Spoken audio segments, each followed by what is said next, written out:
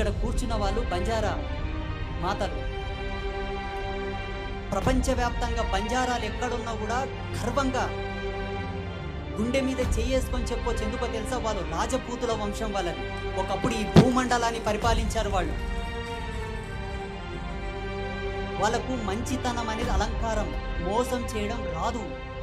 మంచితనము చేత ముష్కరులు వచ్చి వాళ్ళ రాజ్యాలను ఆక్రమించి రాజ్యాల నుంచి బహిష్కరించడం వలన కొండలనక, గుట్టలనక, ఎండనక, వాననక, రాయనక, రప్పనక కన్న కష్టాలు పడి ఈరోజు వాళ్ళని షెడ్యూల్డ్ క్యాస్ట్ కింద అంటగట్టింది భారత రాజ్యాంగం. ఈ దేశానికి అసలైన వారసులు వాళ్ళే. విదేశీయులతోటి పోరాటం చేసినటువంటి రాజపూతులు వాళ్ళు. అటువంటి వాళ్ళని ఇప్పుడు ఏమంటారు? ఎస్టీలంటే, లంబాడులంటే నీచంగా చూస్తారు. చరిత్ర తెలిసిన వాడు ఎవడనొచ్చి మాట్లాడని చూస్తా.